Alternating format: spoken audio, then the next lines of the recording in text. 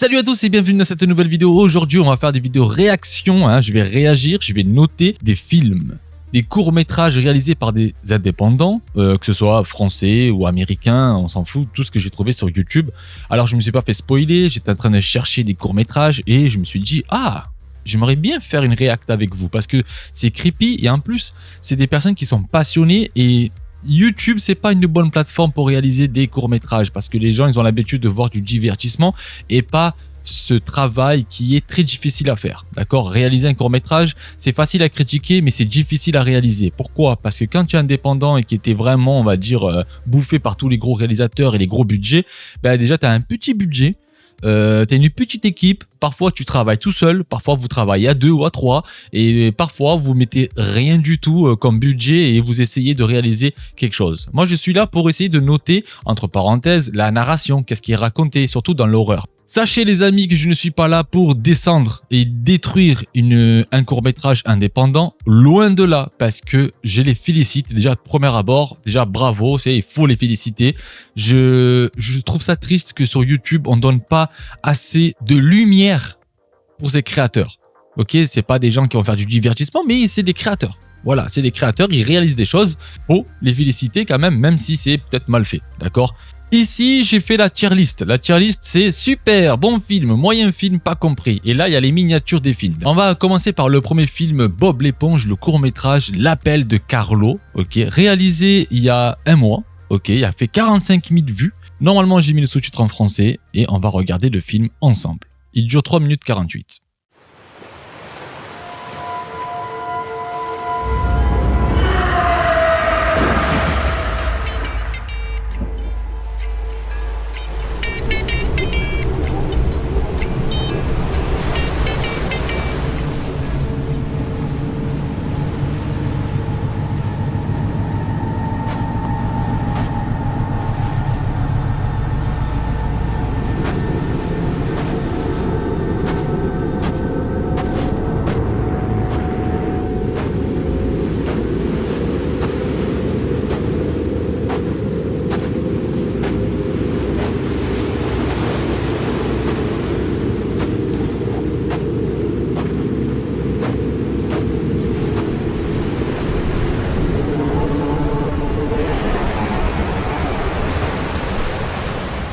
Squidward's power grows stronger every day.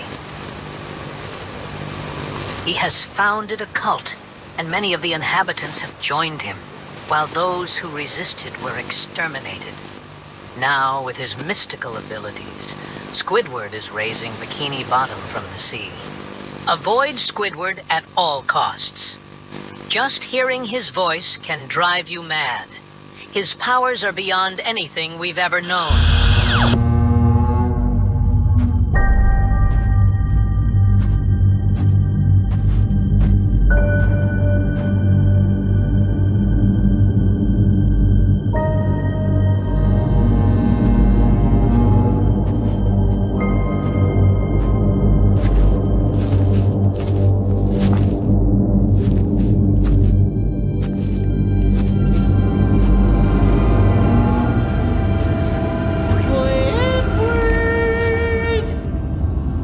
Time for work, Squidward.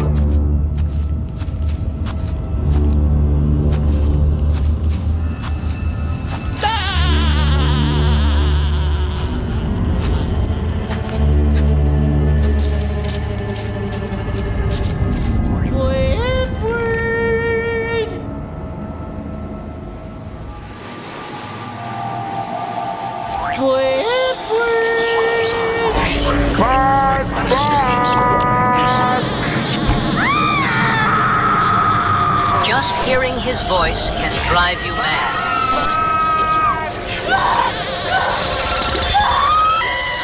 Avoid Squidward at all costs. Just hearing his voice can drive you mad.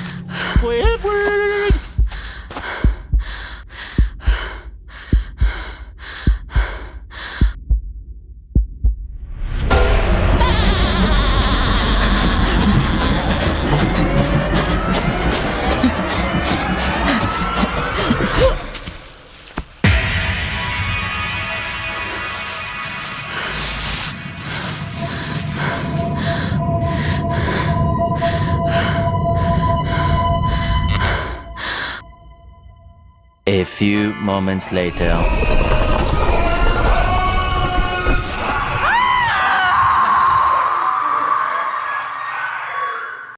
Waouh! Les effets spéciaux sont magnifiques. Ah, franchement, ça se voit qu'ils savent bien gérer déjà le cadrage. Il y a des plans qui sont très bien faits, sont bien respectés par rapport au code de cinéma. Le plan où la caméra elle bouge comme ça à la main pour montrer qu'elle n'était pas bien. Les plans très serrés pour montrer ce côté angoissant. Alors, les plans que vous voyez, je ne sais pas si vous voyez, si je vais vous montrer. Ce plan-là, il m'a fasciné parce que ça se voit qu'il gère très bien le Blender, hein, c'est un logiciel pour créer des éléments 3D avec le cinéma 4D et en plus, on va dire After Effects. Alors franchement, pour ce coup-là, bravo. Il y a juste un petit point, c'est le sound design, c'est-à-dire le son. C'était pas bien mixé quand elle commence à faire. En fait, c'était trop présent dans les oreilles. C'est un petit défaut qu'on peut corriger, bien sûr, mais franchement, déjà, tout l'effet visuel, il est là, il est au top. Parce que j'ai trouvé que c'était bon. À part le sound design qui m'a un peu dérangé. L'histoire, j'ai compris que c'était un cauchemar. J'ai l'impression que c'est un cauchemar. Après, c'est vrai que l'histoire, on comprend pas trop le truc. Après, c'est un petit court-métrage. Ça dure que 3 minutes 58. C'est difficile à créer une histoire avec une courte durée comme ça. Là, c'est plutôt pour moi une démonstration visuelle. Ce qu'il voulait montrer ce réalisateur, c'est je suis bon en tout, sauf qu'il doit travailler sur le sound design. Bon, après je tacle sur le sound design parce que c'est le plus compliqué. Le visuel, ce qu'il vient de faire là, il y a du travail, il y a beaucoup de travail et franchement bravo à lui. Alors je vais noter ce film. Franchement, un bon film. Moi je trouve ça que c'est un bon film, pas le mode super, hein, on va pas commencer direct. Et vous aurez mis quoi? Super film, bon film, moyen film ou pas compris? Voilà. Passons maintenant à un autre film, Don't Look Back. Et franchement ce court-métrage a fait 1,8 million de vues il y a 9 mois. Alors ce court-métrage, je crois qu'il est japonais si je dis pas de bêtises et j'espère que j'ai des sous-titres français parce que là, je ne vois pas de sous-titres. Pourquoi il n'y a pas de sous-titres? Si quelque chose qui parle, je suis un peu foutu. Mais c'est pas grave. Le but, c'est de voir les images. Voilà. Alors, 6 minutes 57. On va le regarder en entier quand même. Allez, quand même, le respect. Allez, bon visionnage. Et ensuite, je donne mon verdict.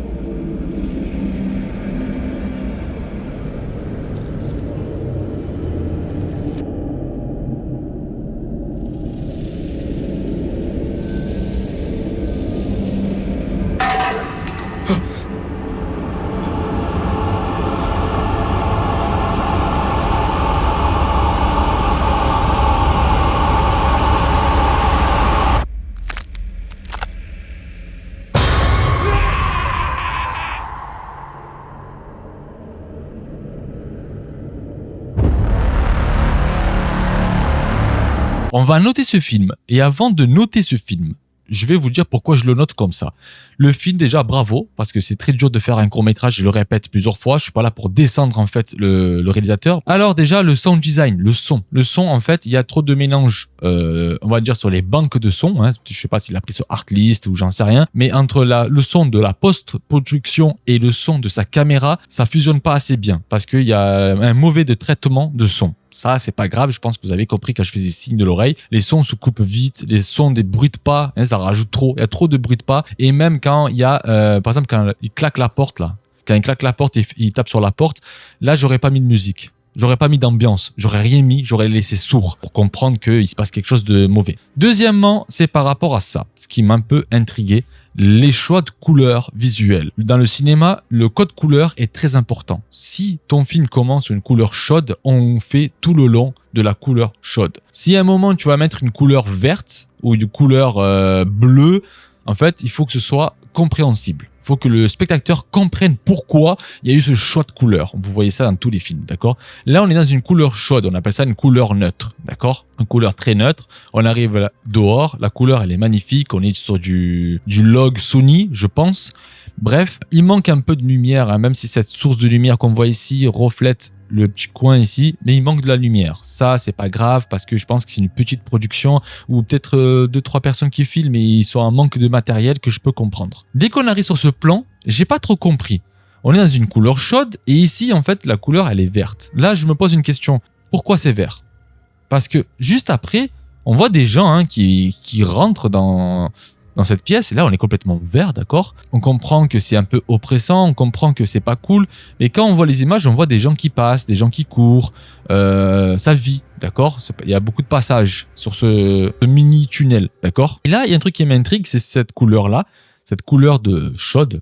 Alors, vous n'avez pas peut-être le choix, ils ont filmé à système D, je comprends très bien. Là, j'aurais essayé de corriger un peu la couleur pour que ce soit un peu plus gris, pour comprendre ce côté obscur, que de rajouter du vert. Ensuite, là, il y a un problème aussi du sound design. Cette séquence, il y a un sound design qui ne colle pas sur cette séquence. C'est quand la dame elle se tape contre le mur, on entend le bruit du sang qui gicle.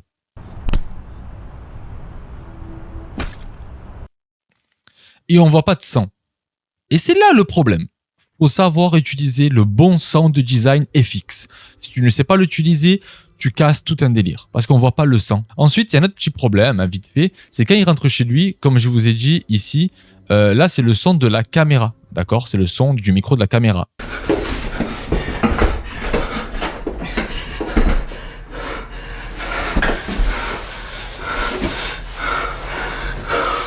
Ce son de la caméra, ben, elle n'est pas mixé. Il aurait dû le mixer pour essayer de le fusionner avec les sons qui a été mis en post-production. Comme ça, ben là, il y avait un problème. Là, j'avais dit, je ne comprends pas. Et en plus, les sons sont souvent coupés et c'était un peu désagréable. Quand il rentre chez lui, on est dans une lumière chaude, hein, c'est-à-dire une lumière très chaude. Il rentre dans sa chambre et là, la lumière, on la voit plus. Elle n'existe plus, cette lumière. Personnellement, moi, j'aurais rajouté une petite source de lumière ici pour représenter la fenêtre, même s'il n'y a pas de fenêtre, hein, on le voit pas. Mais pour représenter la fenêtre, j'aurais mis une petite lumière avec une gélatine bleue ou sinon une lumière blanche très douce, et en post-production, j'aurais mis du bleu. Mais bon, le mieux, c'est de rajouter une gélatine, comme ça, on rajoute pas en post-prod. Tout doit se faire au tournage. Moins on touche, on va dire, la couleur en post-production, mieux c'est. Je vous en train de faire un détail de cinéma. Enfin bref. Et là, on arrive sur la scène où il est chez lui, hein, et qui tape la porte. C'est là où j'ai dit que c'était mieux de pas mettre du son. Là, j'aurais pas mis du son. J'aurais laissé vraiment sans musique. Et là, il se retrouve ici. D'accord, hein, on a un plan, je vais vous montrer. On n'entend pas le bruit du claquement de porte. Moi, j'aurais mis le bruit de bah, ça tape sur la porte et qui tombe là. D'accord. Et cette couleur, encore une fois, que je comprends pas. Est-ce qu'il est en train de rêver? Ou est-ce qu'il est dans un monde parallèle? Ou est-ce qu'il est retourné dans son point de départ? Bref, on comprend pas. Voilà. C'était long, mais je voulais détailler le truc parce que j'espère que les personnes qui font des courts-métrages et tout, ben, ils peuvent voilà, dire « Ah, ok, les petits défauts, le son c'est important, la couleur, c'est important. » Et pour améliorer, on va dire, leur travail, hein, c'est pas vraiment pour les casser, hein, c'est vraiment pour améliorer le travail. Je vais noter ce film, il est ici.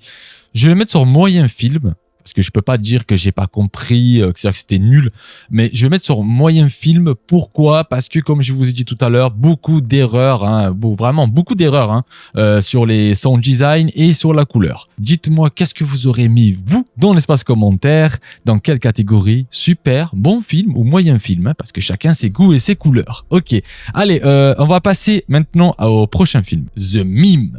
Ce film a fait 17 millions de vues il y a 3 ans quand même. En 3 ans, 17 millions de vues, bravo, hein, c'est vraiment un truc, c'est-à-dire c'est une production alors pour moi. Parce que là, il y a beaucoup de vues, hein, il fait plus que moi je fais 200 vues. On va passer sur ce film qui dure 3 minutes 32, c'est très court et on va voir si on va comprendre. Si je suis... Ouais, c'est bon, en 4K et ensuite je suis sous-titré. On y va, bon film à vous.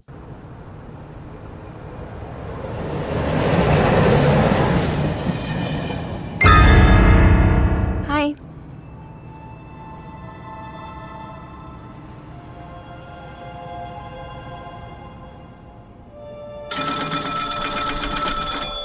Is that you doing that?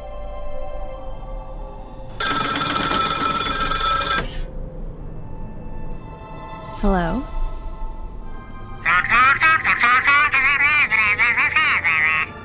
Sorry, I have a train to catch. Neat trick, by the way.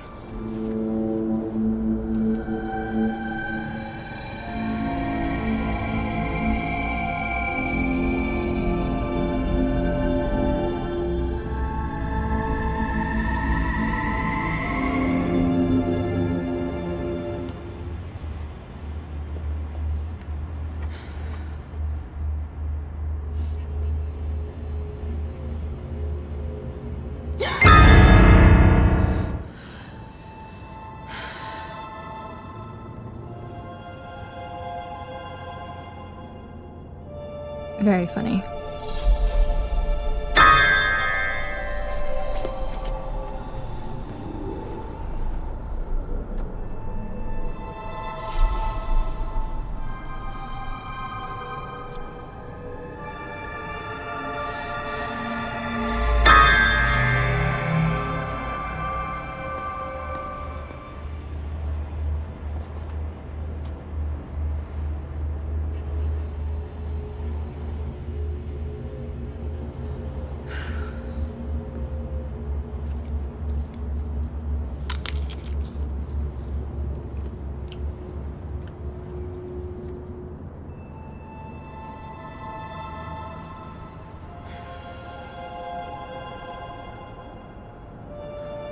Come on, move.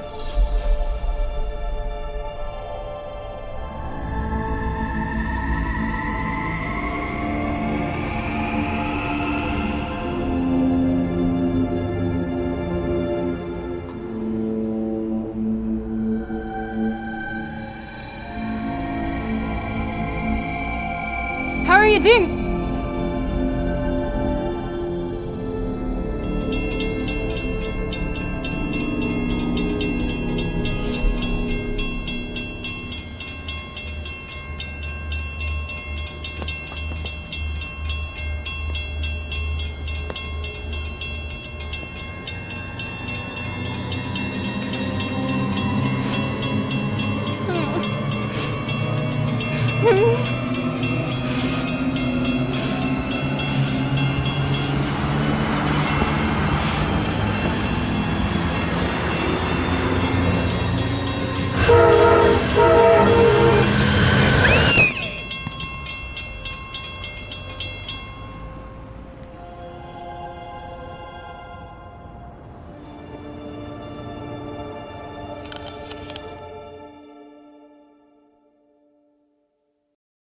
Alex Magana.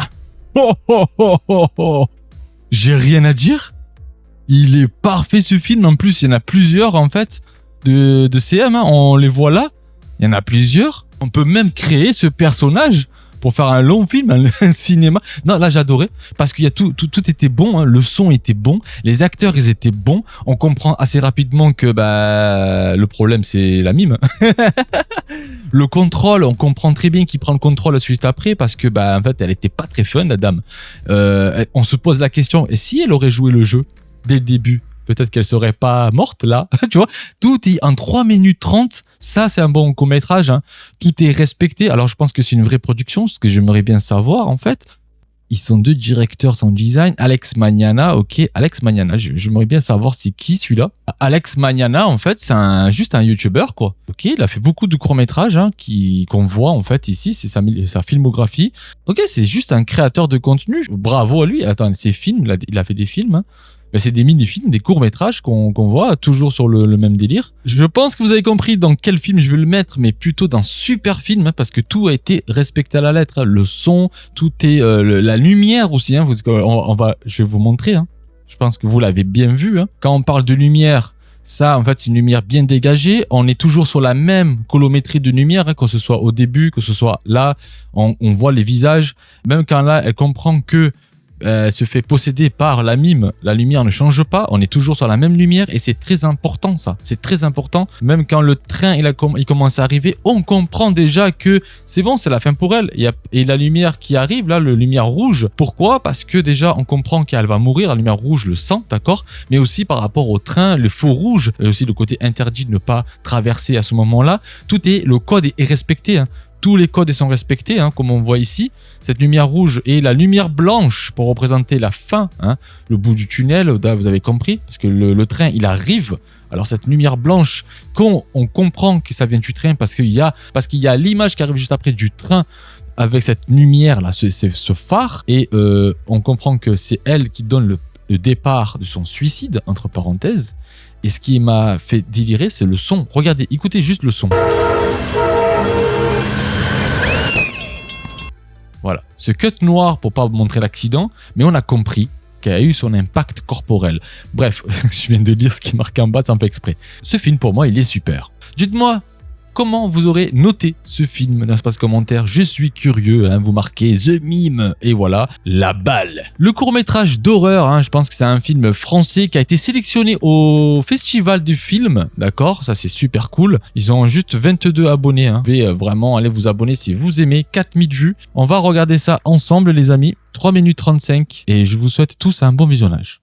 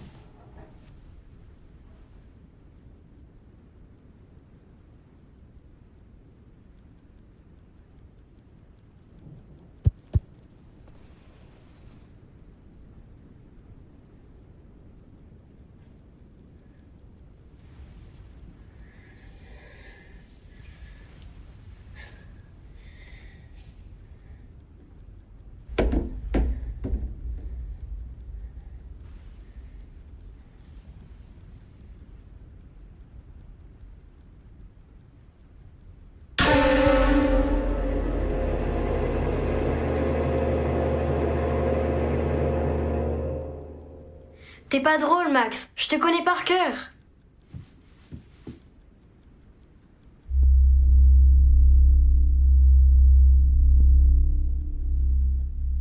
Viens jouer avec moi.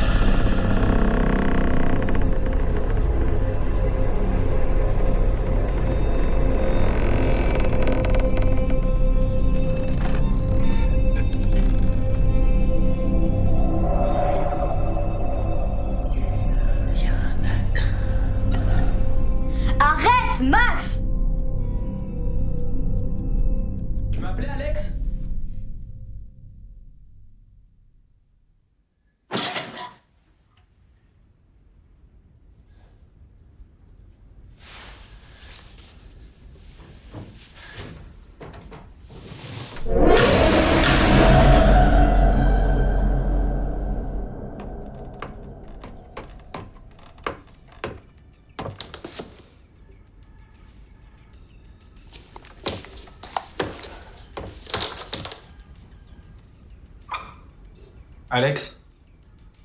T'es là?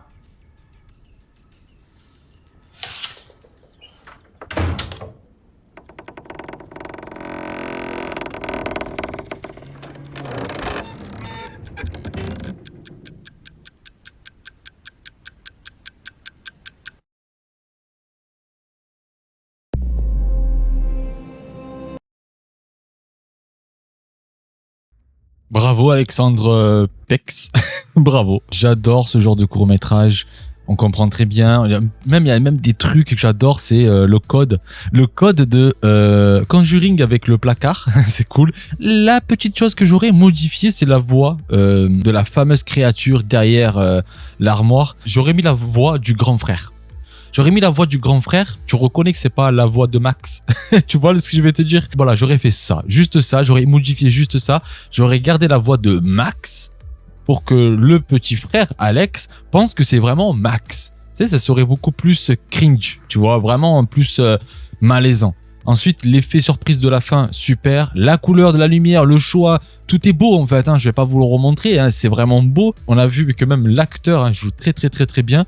Le grand frère, il joue bien aussi dans son truc. Le fond, le sound design, les raccords, parce qu'il y a beaucoup de scènes raccords qui est super bien fait. La transition, elle est bien faite. Tu vois, les coupures raccords sont super bien faites aussi. Bref, moi, je vais noter ce court-métrage. Je le mets dans la catégorie super aussi. Pour moi, il n'y avait pas d'erreur en fait. Il n'y avait pas vraiment d'erreur. Faut les féliciter. Faut vraiment féliciter ces personnes.